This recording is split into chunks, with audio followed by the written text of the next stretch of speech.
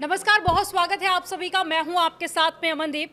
आज के जो हमारे खास मेहमान हैं वो अपनी भिक्षा यात्रा के लिए जाने जाते हैं। उनकी कोशिश है कि हर इंसान को जाति और धर्म से ऊपर उठकर सोचना चाहिए ताकि भारत एक अच्छा राष्ट्र बन सके।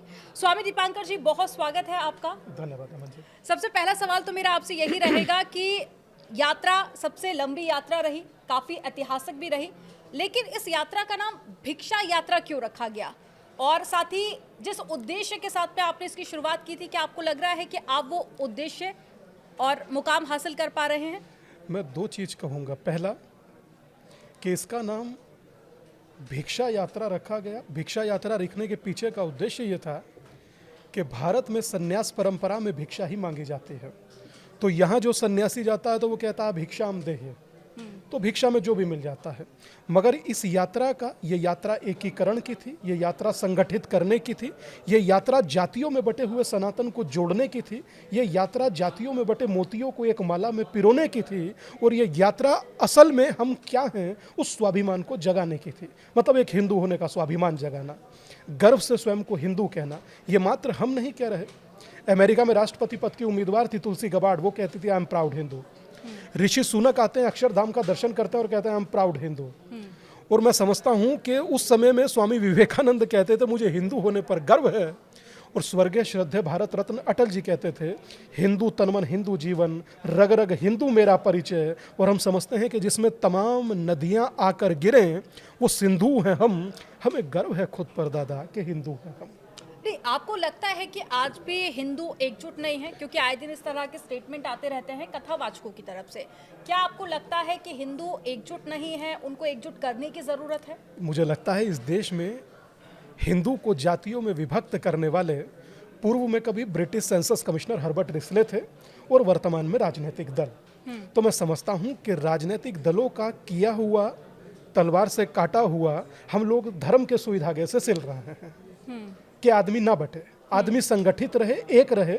क्योंकि मुझे लगता है कि हिंदू जातियों में जब बटता है तो बेहद कमजोर हो जाता है। ठीक वैसे ही किसी एक लकड़ी को लीजिए और तोड़ दीजिए, आसान है। अगर गट्ठड़ बना दिया जाए तो पहलवान से नहीं टूटेगा। तो आप यूनाइट होकर के अपने लक्ष्य को पाइए, और जब तक आप एक हो, आप सुनामी के जैसे वेग हो, तो अपने वेग को पहचानिए। और जब आप संगठित हो तो आप अपराजय हो जाते हो, और जब आप बिखर जाते हो तो आपको हर गली नुक्कड़ पर कोई ना कोई तनाव ही देता है। अगर भविष्य की चुनौतियों का सामना करना है तो आपको संगठित होना पड़ेगा, आप बटकर नहीं कर सकते। और मैं समझता हूं कि इस देश में मुस्लिम के यहाँ जन्मा बच्चा मुस्लिम होता है, और ईसाई के यहाँ जन्मा बच्चा ईसाई। मगर हिंदू के यहाँ जन्मा बच्चा त्यागी, वर्मा, शर्मा, ठाकुर, प्रजापति, यादव, दलित क्यों? वो भी हिंदू होना चाहिए ना। तो ये उस स्वाभिमान को जगाने की है कि हम एक हैं, और हमें गर्व होना चाहिए अपने एक होने पर, यूनाइट होने पर, सनातनी होने पर। हमसे पहले पूर्वजों को भी था, अब जो लोग बचे हैं उनको कराना बाकी है। मैं समझता हूं कि जल्दी ही कुछ बेहतर देखने को मिलेगा। लेकिन जो लोग वंदे मातरम नहीं बोलना चाहते, आपको लगता है कि वो लोग जाति और धर्म से ऊपर उठ के सोचेंगे? नहीं, मुझे लगता है कि जो वंदे मातरम नहीं बोलना चाहते उसमें तो बहुत कुछ कहने जैसा है नहीं अमन जी। उनका कॉन्सेप्ट क्लियर है, नहीं बोलना चाहते। मगर अपने ही देश के कुछ कथित सेक्युलर लोग वो कहेंगे अरे नहीं बोलना चाहते तो भाई उनका अधिकार है, ना बोले। मगर जब महात्मा गांधी बोलते थे तो कहते थे पूरे शरीर में दिए जैसा जलने लगता है। और उस समय में उर्दू के अखबार बंगाल के कहा करते थे कि ये तो अपने देश की मातृभूमि के लिए सम्मान जैसा है। अगर आज कुछ लोगों को अपमान लग रहा है तो सोचना चाहिए समूचे भारत को कि ये भारत के ही लोग भी हैं या नहीं। वंदे मातरम बोलने से भला किसको परहेज हो सकता है? और अगर आज परहेज है तो कल और भी चीजों पर परहेज होगा, ये तय मानिए। अब आपने यहाँ पर दिए का जिक्र किया, तो तमिलनाडु के एक पहाड़ी पर दिया जला दिया गया, उसको लेकर भी काफी ज्यादा बवाल हुआ। वो इस देश का, मैं कहूँ 21वीं सदी का सबसे बड़ा ऐसा घटनाक्रम है जिससे 100 करोड़ हिंदुओं को विचार करना चाहिए, सीखना चाहिए, समझना चाहिए। और शायद अगर आज भी नहीं समझे तो कल समझाने वाला कोई नहीं होगा। अच्छा, हिंदू क्या है? वो चाहता है मेरी लड़ाई कोई और लड़े। हम चाहते हैं हमारी लड़ाई कोई और लड़े, हमारी बात कोई और बोले, हमें कुछ ना बोलना पड़े, जो कर रहे हैं लोग जो करने दीजिए। वो घटना है भगवान कार्तिकेय के मंदिर जो पहाड़ी पर बना है, वहाँ उन्हें कार्तिकेय को मुर्गन कहा जाता है। वहाँ स्तंभ पर दिया जलाना, जो कि सदियों से जला आ रहा है, सदियों से चलती परंपरा है। तो उन लोगों ने मद्रास हाई कोर्ट में अपनी बात कही, उन्होंने फैक्ट्स रखे, और जब फैक्ट्स रखे तो फैक्ट्स रखने के बाद कुछ लोगों को स्वामीनाथन के दिए फैसले का इतना दुख हुआ कि उन लोगों ने, विपक्ष ने मिलकर उनके खिलाफ अपीचमेंट लाने की बात कही और लोकसभा अध्यक्ष को उसके खिलाफ चिट्ठी भी दी है। तो मैं समझ रहा हूं कि क्या हिंदू का इस देश में दिया जलाना गुनाह है, और किसके लिए आप ये सब कर रहे हैं और क्यों कर रहे हैं। मुझे लगता है इससे बचना चाहिए था, मगर उन लोगों को भी सोचना चाहिए जो दिया जलाना चाहते हैं, और जो लोग आपको जलाने नहीं देना चाहते वो कौन लोग हैं। एकदम आईने की तरह क्लियर है। तो मैं समझता हूं कि आज अगर दिया जलाने में तकलीफ हो रही है, आज दिया नहीं जलने दे रहे, कल सड़क पर चलने देंगे? यक्ष प्रश्न ये है। मुझे लगता है देश को इसका विचार करना चाहिए, ये कोई छोटी चीज नहीं है। आगे भविष्य में क्या किसी ने मेरिट के आधार पर निर्णय दिया और विपक्ष विरोध में खड़ा हो गया, तो हमारे पक्ष में कौन खड़ा है, मुझे ये सोचना होगा। लेकिन जो लोग देश को हिंदू राष्ट्र बनाने की बात करते हैं, हिंदुओं को जगाने की बात करते हैं, फिर उन्हीं पर ये आरोप लगते हैं कि उनकी कथनी और करनी में बहुत फर्क है। आप देखिए सोशल मीडिया खोलकर बहुत सारे जो कथावाचक हैं वो इस वक्त काफी ज्यादा ट्रोल हो रहे हैं। अमन जी, देश मुझसे, आपसे, कथावाचकों से बहुत बड़ा है। नहीं समझ में आया? किसी के पास 100 देश हैं, किसी के पास 57 देश। आपके पास हिंदुस्तान के अलावा कौन सा है, या मेरे पास कौन सा है, या जो देख रहा है व्यूवर उनके पास कौन सा है? एक देश नहीं है। अब बाकी देशों ने देखनी नागरिकता भी बंद कर दी, पीआर भी कोई नहीं दे रहा। तो कहाँ जाइएगा? आज आपको अपने देश में कोई दिया नहीं जलाने दे रहा, और हिंदू राष्ट्र कहने की बात ही नहीं है। हिंदुओं के पास इसके अलावा कोई देश ही नहीं है। तो हिंदू जिस राष्ट्र में रह रहा है उसको हिंदू राष्ट्र ना कहें तो क्या कहें? बस इतना है कि अघोषित है, पर है तो हिंदुओं का देश ही। अगर इतना गणित किसी को समझ में नहीं आ रहा है तो मैं समझता हूँ। के सर फॉलोवर्स इतने ज्यादा हैं, बहुत लोग, लाखों में लोग उन्हें फॉलो करते हैं, उसके बाद में भी वो एक ऐसा मैसेज देते हैं, उसके बाद में जो वीडियोस और पिक्चर सामने आती हैं वो उससे बहुत इतर होती है। फिर सवाल उठना देखिए लाजमी है। इंद्रेश उपाध्याय ने अभी हाल ही में जो उनका स्टेटमेंट आया कि सादगी के साथ में शादी होनी चाहिए, फिर जब वो शादी करते हैं तो आपने देखा कि देखकर ही लगता है कि काफी लग्जरी शादी है। अब आरोप तो लगेंगे। अमन जी, हम कह रहे हैं कि जिसका विवाह वो जाने। हाँ। इंद्रेश बाबू बहुत सौम्य व्यक्ति हैं, मैं बहुत ज़्यादा तो कुछ नहीं कहूँगा, बस इतना सा कहूँगा, किसी के व्यक्तिगत जीवन पर मेरी टिप्पणी से मुझे बचना चाहिए। मगर मैं कहूँगा देश इंद्रेश जी से, स्वामी दीपांकर से, अमन जी से और चैनल से बहुत बड़ा है। बात जो दिल में है वो खुलकर कहना चाहिए। मैं रहूं या ना रहूं, भारत ये रहना चाहिए। भारत महत्वपूर्ण है, हम लोग महत्वपूर्ण नहीं हैं। और यकीन मानिए, जो अपने देश में सम्माननीय नहीं होता वो विदेश में भी पूज्य नहीं होता। उसे कोई नहीं पूछेगा, वो दुनिया के किसी कोने पर चला जाए। यहाँ से कहकर विदेश जाने वाले वहाँ क्या करते हैं मैं दुनिया देख चुका हूँ। मेरा फोकस्ड मात्र जातियों में बटा हुआ हिंदू एक हो ये है। और पिछले 3 सालों से 1096 दिनों से मैं सड़क पर रहकर 2 डिग्री टेम्परेचर से 50 डिग्री टेम्परेचर तक एक ही कार्य कर रहा हूँ। ना बारिश देख पाता हूँ, ना किसी कार्यक्रम में जा पाता हूँ। मेरे लिए मात्र वन मैन जो गोल है वो यही है कि जातियों में बटा हिंदू एक हो, क्योंकि भारत की धरती का केंद्र बिंदु हिंदू।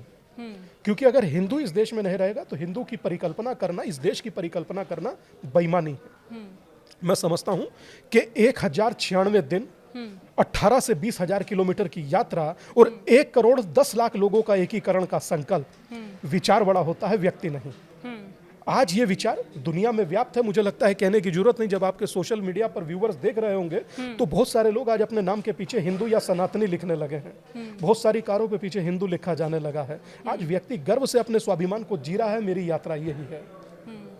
आप सांसारिक चीजों से काफी दूर हैं। आप मैं बता दूं, स्वामी दीपांकर शमशान में रहते हैं। अरे मेरे राम, ऐसा आप कहिएगा। हाँ, जो बिल्कुल। 2-4 लोग मिलने आ जाते हैं वो भी नहीं मिलने आएंगे। नहीं, तो मैं चाहूंगी क्योंकि लोग जानना चाहते हैं, क्योंकि अक्सर हम सुनते हैं कि जो नागा साधु होते हैं वो शमशान में रहते हैं, लेकिन आप भी शमशान में रहते हैं, तो कैसी वहाँ की लाइफस्टाइल होती है, कैसी जीवन शैली होती है? आपने ऐसा बेसिक, लोग कुछ और दृष्टि से सोचने लगेंगे। बेसिक है क्या कि जो हमारे पूज्य गुरुदेव थे वो पूर्व में जुडिशली से जुड़े रहे थे, तो कुछ महत्वपूर्ण लोग चाहते थे कि वो अपना केंद्र देवबंद में बना, तो उन्होंने देववृंद को चुना और वहाँ पर एक छोटे से शमशान में तकरीबन अपनी ज़िंदगी के 60 साल दिए। हम 10 से 12 साल की उम्र में उनके पास गए थे। उन्होंने कहा मैं चाहता हूँ कि ये मेरे साथ रहे। तो माता ने उनको कहा कि कोई बात नहीं, अगर इसकी इच्छा है तो तब से हम उन्हीं के साथ रहे, उन्हीं की शरण में रहे, उन्हीं से स्टडी हमने कंप्लीट किए। जैसे हमने 8 तक स्कूलिंग किया। जब हमको पता लगा अल्फ़ा बीटा गामा थेल्टा किसी काम नहीं आएगा, तो उन्होंने आगे हमको साइकोलॉजी और नीति शास्त्र उन्होंने ही पढ़ाया। तो अब मुझे लगता है कि शमशान कोई बुरी चीज़ नहीं होती। इस दुनिया की सबसे पवित्र धरती अगर कोई है तो वो शमशान है, और जहाँ राजा भी फूके और रंक भी, जहाँ सबकी शान एक समान, वो शमशान। तो मैं वहीं रहता हूँ और मुझे लगता है कि वहाँ से चीज़ों का निर्धारण करना बहुत आसान होता है। और मुझे सबसे ज़्यादा खुशी की बात यह है कि किसी भी तरह से जब आप वहाँ किसी से मिलते हैं तो आपका अट्रैक्शन नहीं बचता, क्योंकि आप हर रोज क्रिमिनेशन होते देखते हैं। और जब आप हर रोज क्रिमिनेशन होते देखते हैं तो आपका कोई अट्रैक्शन किसी चीज़ के प्रति शून्य हो जाता है। तो मुझे लगता है कि जहाँ आपको सम रहने की शिक्षा मिल जाए वही शमशान है। और मुझे लगता है कि मेरे सहारनपुर और देवबंद का जो शमशान है और वहाँ के जो लोग हैं, उन्होंने इतना सम्मान और प्यार दिया, मेरे लिए वो पर्याप्त है। और मैं समझता हूँ कि उन्हीं के लिए, आने वाली पीढ़ियों के लिए ही ये अश्वमेघ यज्ञ चालू है, जिसका नाम भिक्षा यात्रा है। और इस भिक्षा यात्रा में भिक्षा किसी से दाल आटा चीनी चावल पैसे की नहीं है अमन जी। इसमें भिक्षा है कि जातियों में विभाजित ना होकर एक हिंदू होने की भिक्षा दीजिए, हिंदू एकता की भिक्षा दीजिए। तो मैं समझता हूं कि आज 1 करोड़ 10 लाख लोग हैं, कल आने वाले समय में जब दोबारा कभी बात करेंगे तो करोड़ों में होंगे। ठीक है। बाबा बागेश्वर कहते हैं कि देश को हिंदू राष्ट्र बनना चाहिए, इसे कैसे देखते हैं आप? मैं कहता हूं कि हिंदू राष्ट्र ये है ही, बस एक घोषणा होने की देर है। जिस दिन होगी, इमरजेंसी लगा करके जब आप सेक्युलर शब्द डाल सकते हैं तो किसी दिन इमरजेंसी लगा करके ये हिंदू राष्ट्र भी हो जाएगा। और जब बाबा बागेश्वर गुच्ची का चश्मा पहनते हैं, ट्रोलर्स उन पर सवाल उठाते हैं, वो उसके बाद में जवाब देते हैं कि हम तो इससे महंगा भी पहनेंगे। आप जो कि सांसारिक चीजों से बहुत दूर है, तो यहाँ पर मैं जानना चाहती हूँ कि आप इसको कैसे देखते हैं? मैं समझ रहा हूँ कि धीरेन्द्र बाबू इसे देखेंगे तो वो सुन रहे होंगे, सोच रहे होंगे। मैं ये बिल्कुल नहीं कहूँगा हमारे अनुज जैसे हैं। बस इतना सा जरूर कहूँगा कि आप उनके गुच्ची के चश्मे को देखिए, मगर आप उन 200 बेटियों के विवाह को भी देखिए जो धीरेन्द्र बाबू कराते हैं। हजारों लोगों को जो भोजन करा रहे हैं उसको भी देखिए। मुझे लगता है कि चीज मैटर नहीं करती, भौतिकता मैटर नहीं करती, मैटर करती है आपका समाज के प्रति वर्क। जो कैंसर का हॉस्पिटल बना रहे हैं, सुपर स्पेशलिस्ट, मुझे लगता है वो इम्पोर्टेंट है। नहीं, बिल्कुल आप ठीक कह रहे हैं। लेकिन जब इस तरह के कथावाचक कथा करते हैं और लोगों से कहते हैं कि आपको सांसारिक चीजों से ऊपर उठकर सोचना चाहिए, मोह यहाँ पर खत्म कर देना चाहिए, तो लोग उस रास्ते पर चल पड़ते हैं। फिर इस तरह का फोटो सामने आता है तो फिर लोग सवाल उठाते हैं। अमन जी, मैंने आज तक किसी से नहीं कहा कि मोह माया त्याग दीजिए। मैंने अपने जीवन में कहा जितना कमा सकते हैं कमाइए, जितना आगे बढ़ सकते हैं बढ़िए। और आगे बढ़ने के बाद जब आप जीवन को देख पाएंगे तो आपके देखने का नजरिया अलग होगा। आप स्वस्थ रहकर, मस्त रहकर, जबरदस्त रहकर साधना करें, क्योंकि मुझे लगता है कि जिस राम को हम पूजते हैं वो मात्र एक ऐसा नाम है। आप राकेश बोलिए, मनोज बोलिए, या कोई भी नाम बोलिए या कोई भी अक्षर बोलिए, मगर जब आप राम बोलेंगी ना तो आपके होठ बंद हो जाएंगे। तो क्या दोनों को बैलेंस करके जिया जा सकता है? इसको लेकर सोशल मीडिया पर मैं देखती हूँ लोगों में काफी कंफ्यूजन है। तो क्या अध्यात्म और जो हमारी लाइफस्टाइल है, सांसारिक जीवन है, दोनों को बैलेंस करके मैं समझता हूँ कि इस देश को गीता और योग का ज्ञान देने वाले क्या भगवान कृष्ण द्वारका जैसे महल में नहीं रहते थे? अच्छा, आप क्या चाहते हैं कि आप जिए 21वीं सेंचुरी में जिए और साधु जिए पाषाण काल में? आपके पास आना हो तो पैदल चल कर आएंगे, कितना टाइम लगेगा आप सोचिए ना। तो मुझे लगता है कि जहां आवश्यकता है, आवश्यकता के अनुसार चीज़ों का इस्तेमाल होना चाहिए। मगर फिर मैं कहूँगा कि आप रहे तो आप गुच्ची का चश्मा भी लगा लीजिएगा, आप रहे तो आप प्राडा का घड़ी भी पहन लीजिएगा, चश्मा भी लगा लीजिएगा। मुझे मैटर वो नहीं करता, मुझे मैटर करता है कि बांग्लादेश में आपसे किसी ने जाति पूछी, पहलगाम में आपसे किसी ने जाति पूछी, 90 में कश्मीर में आपसे किसी ने जाति पूछी, तो जब आपसे जाति कोई पूछ नहीं रहा तो जातियों में बट क्यों रहे हो यार? और तो कोई जातियों में नहीं बटता। उल्टा जब बात धर्म की आती है तो सब यूनाइट हो जाते हैं, और जब बात आपके धर्म की आती है, दिया नहीं जलने दिया और आप डिवाइड हो सकते हैं? हो नहीं सकते। इस देश का सबसे बड़ा 21वीं सदी का ये पाप हो रहा है कि जो सदियों से दिया जलता आ रहा है उस दिए को जलने से रोका गया। इसीलिए कहता हूं, अगर आप डिवाइड ना होते तो कोई दिया जलने से रोक सकता था? आपके डिवाइड होने का नुकसान आपको आज प्रतिक्षण हर पल हो रहा है। उसके बाद मैं समझता हूं कि ब्राह्मण बनिया पंडित क्यों और आखिर हिंदू खंडित क्यों? अब हिंदू खंडित नहीं होना चाहिए, जातियों में यूनाइट होना चाहिए। जैसे सब लोग अपने धर्मों में यूनाइट है, आप भी एक होइए, एक होकर रहिए। मैं समझता हूं एक होने से बड़ा ताकत कोई नहीं हो सकता, और जब आप एक होते हैं तब आप अपराजय होते हैं। ठीक है, लेकिन अक्सर ये आरोप लगते हैं कि जो राजनीतिक पार्टियां हैं वो लोगों को जाति में बांटने की कोशिश करती हैं। इस बात से आप इत्तेफाक रखते हैं? ना, अब दिखता ही है उनके जितने भी जो बने होते हैं, जो सेक्शन बने होते हैं, वो निसंदेह मैं देखता हूं। मगर मैं समझ रहा हूं कि सब कुछ राजनीति के हाथ में नहीं है, सब कुछ पार्टियों के हाथ में नहीं है। अगर मैं चालूं कि मुझे गर्व है, मैं एक बात कहता था कि श्वेत भी मैं हूं, शुद्ध भी मैं हूं, विरुद्ध हो मेरे तो युद्ध भी मैं हूं, इस धरती का मैं केंद्र बिंदु हूं, प्रणाम भाई साहब मैं ही हिंदू हूं। अगर मैं अपने मन में यह ठान लूं तो किसकी हिम्मत जो मुझे बदल दे? ऐसा ही संकल्प हर हिंदू के मन में होना चाहिए, अपने आप को लेकर, अपने धर्म को लेकर। उसको प्राउड करना चाहिए, जिस प्राउड को बड़े बड़े ऋषि महर्षि, बड़े बड़े योद्धा, बड़े बड़े समाज सुधारक जी कर गए हैं। आप क्यों नहीं जी पा रहे हैं उसे? राजनीति आपको तब तक प्रभावित करती है जब तक आप होना चाहें। तो मैं समझता हूं कि आपका संकल्प राजनीति से बहुत बड़ा है। सोशल मीडिया पर दो चीजें अक्सर वायरल होती हैं, एक धड़ा कहता है कि हिंदू खतरे में है और दूसरा धड़ा कहता है कि मुसलमान खतरे में है। मैं देख पा रहा हूं, देखिए मैं किसी की तो नहीं कह सकता, मेरी पूरी यात्रा में देखिए एक रोचक किस्सा आपको बताता हूं। मैंने किसी के विरोध में एक शब्द नहीं बोला, मगर अपने समाज के अपने पक्ष में 100 शब्द बोले। मैं विरोध में कभी किसी के नहीं कहता, ये मेरा अपना विचार और अपना चिंतन है। कोई क्या कहता है, कौन परेशान है, कौन नहीं। इस देश में जितनी भी यात्राएं होती हैं उन पर पत्थर पड़ते हैं। कई जगह हमको यात्राएं तक बंगाल में नहीं निकालने दिया जाता, कई जगह हमको राम की बारात निकालने नहीं दिया जाता, कई जगह जब हम ही यात्रा कर रहे होते हैं हमें 50 चुनौतियां आती हैं, और ये यात्रा अभी चल रही है, ये यात्रा रुकी नहीं है, हम ही को 50 चुनौतियां आती हैं। बंगाल में क्या होता है, संदेश खाली में कुछ कहने की जरूरत है। बांग्लादेश में क्या होता है, दलित आदिवासी वंचित लोगों के साथ किसी को बताने की जरूरत है। कश्मीर पहलगाम में क्या हुआ, नाम पूछ पूछ कर, धर्म पूछ पूछ कर मारा गया, किसी को बताने की जरूरत है।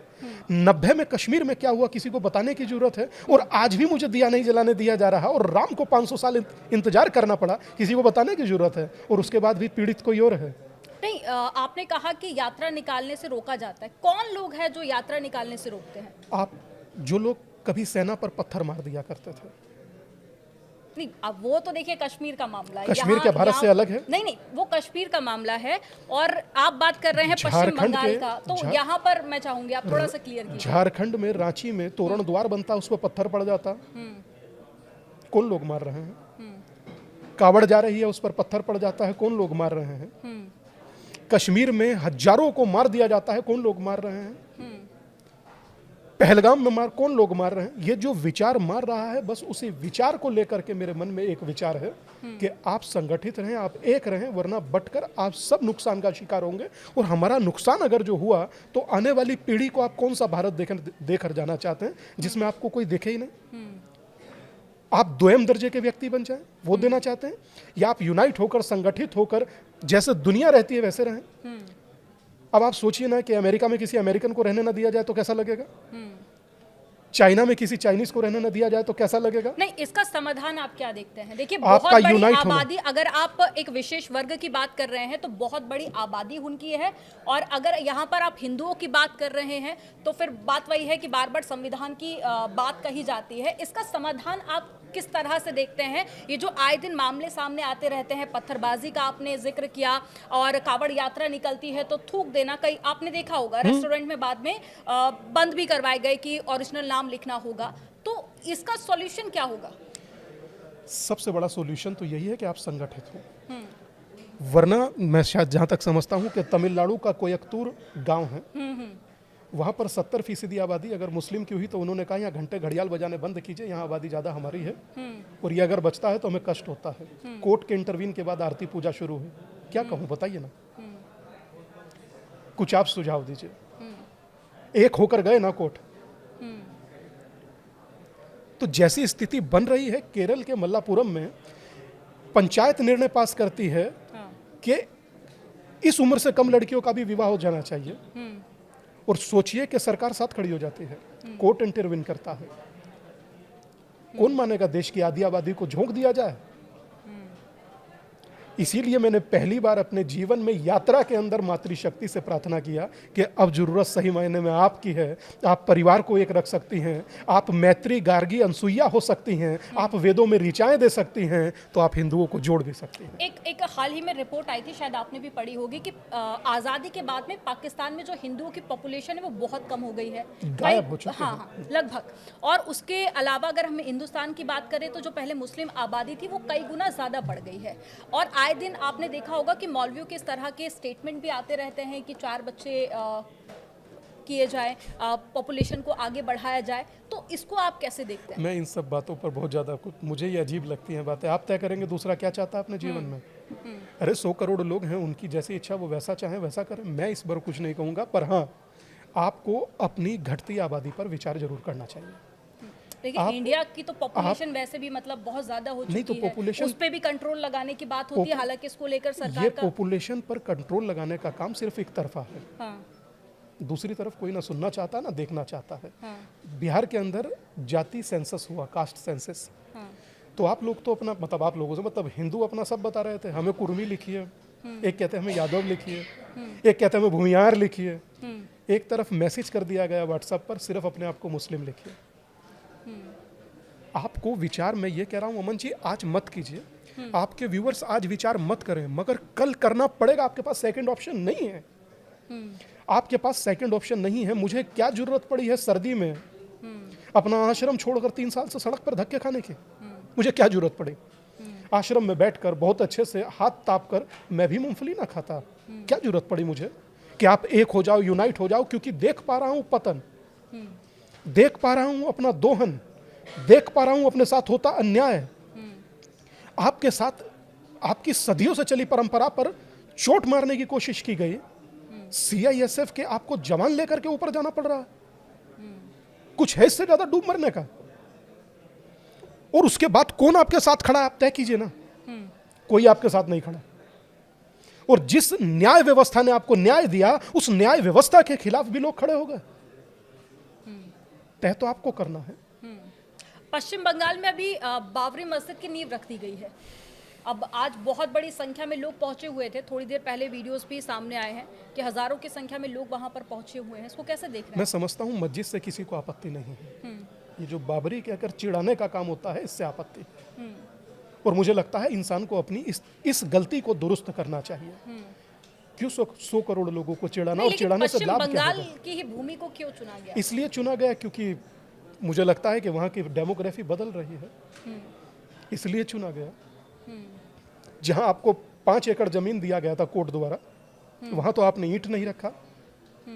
चुनाव आ रहा है तो वहाँ बाबरी याद आ गई। ना जिसका परिवार यहाँ का, ना जिसकी बीवी यहाँ की, ना जिसकी कब्र यहाँ पर उसकी मस्जिद बंगाल में। चिढ़ाओ मत दोस्त, बस यही कहूँगा। कोई लाभ नहीं है आपस में डिवीजन पैदा कर। आप भाईचारे की बात करते हैं, ये भाई का चारा करने जैसा है। बचना चाहिए हल्की बातों से, छोटी बातों से। जो सड़क पर एक दूसरे को हाय हेलो कर रहे हैं, आप लोग वो भी छोड़ा देंगे अपनी निम्न स्तर की राजनीति से। अभी एसआईआर के फॉर्म भरवाए जा रहे हैं, उसको लेकर भी काफी पॉलिटिक्स। मैं समझता हूं कि इस दुनिया का सबसे बेहतरीन कार्य शायद सरकार इस बार कर रही है। एसआईआर का मैं समर्थन करता हूं और अपनी यात्रा में भी कह रहा हूं, जाइए, जो बीएलओ आपसे मिल रहा है उसे अपनी सारी डिटेल दीजिए और वोटर शुद्धिकरण का आप हिस्सा बनिए। आपके देश में पता होना कि कितने घुसपैठिए हैं, कौन नहीं है। मतलब कल अगर जो अमनदीप चुनाव लड़ती है तो अमनदीप को तय आप घुसपैठिए करेंगे कि विधायक बनेगी या मंत्री? अब देश के घुसपैठिए तय करेंगे कि कौन मिनिस्टर बनेगा, कौन सांसद, कौन मंत्री।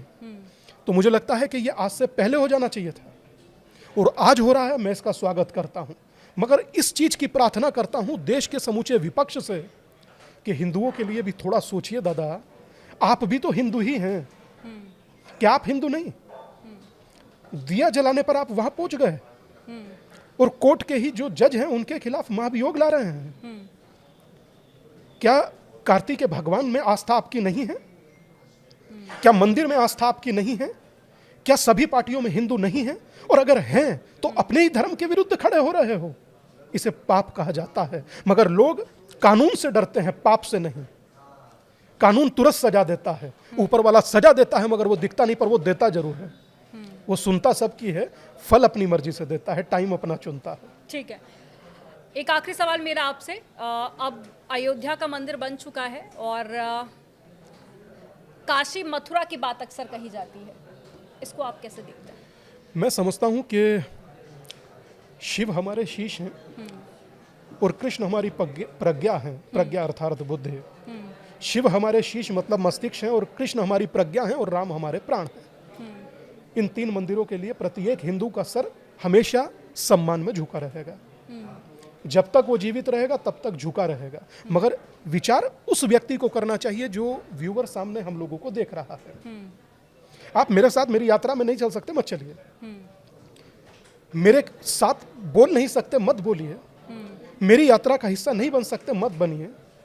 आप मेरे लिए जहां बैठे वहां लिख तो सकते हैं, बोल तो सकते हैं, जहां हैं वहां खड़े तो हो सकते हैं। बस वो खड़े भी अगर आप हो जाएंगे तो मुझे लगता है कि कल हजारों दीपांकर स्वामी खड़े होकर जगह जगह यात्रा करेंगे और आपको संगठित करेंगे, यूनाइट करेंगे। तो अपने लिए नहीं, इस अश्वमेघ यज्ञ में आने वाली पीढ़ियों के लिए अपनी आहुति दीजिए। ये आज वक्त है, मैं कहता हूं यही समय है, सही समय है। जब तक आप सहते हैं, सामने वाले कहते हैं।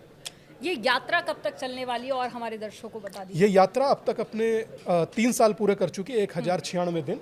ये यात्रा अभी भी निरंतर जारी है और ये यात्रा अभी चलेगी। जब तक प्रत्येक हिंदू अपने आप को गर्व से हिंदू नहीं कहता, प्रत्येक हिंदू के मन में जब तक ये भाव पैदा नहीं होता कि हिंदू होने पर ही हमारी रक्षा सुरक्षा है, बंटने पर हमारा नुकसान है, मुझे लगता है तब तक ये यात्रा करते रहना चाहिए। अभी तो 6 ही राज्य करे हैं। पहला राज्य उत्तर प्रदेश, दूसरा राज्य उत्तराखंड, तीसरा दिल्ली, चौथा हरियाणा, 5वां बिहार और छठा तेलंगाना। और अभी 7वें यात्रा मुझे लगता है कि अभी बाकी है। तो अभी बहुत सारे राज्य हैं जहां मैं करूंगा और मुझे लगता है कि मुझे नहीं, अब पहले अकेला था, जब यात्रा शुरू करी थी तो 19 लोग थे। जब चार मीनार पर की तो 25,000 लोग थे।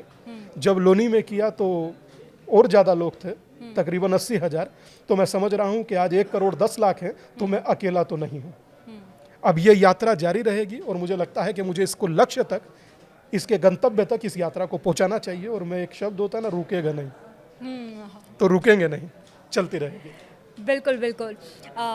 हमारी बेस्ट विशेष हैं कि आपकी जो यात्रा है वो निरंतर आगे चलती रहे और जिस लक्ष्य के साथ में आप एक निकले अमनदीप हैं। बात कहें, जी जी। आपकी बेस्ट विशेष शायद मुझे लगता है कि एक प्रेरणा जैसी होगी। हाँ। और ये यात्रा यकीन मानिए किसी के विरोध में नहीं है। मैं अभी इसको क्लियर करता हूँ, ये यात्रा किसी के विरोध में नहीं, मगर अपनों को संगठित करने की, परिवार को जोड़ने की है और वो हर परिवार के व्यक्ति का कर्तव्य है। मैं उसी कर्तव्य को निभा रहा हूँ। ठीक है, बहुत शुक्रिया स्वामी दीपांकर जी, बहुत ही बेबाकी के साथ में आपने सभी सवालों का जवाब दिया है। और फिलहाल इस पॉडकास्ट में इतना ही। बाकी खबरों के लिए आप देखते रहिए न्यूज़ 18।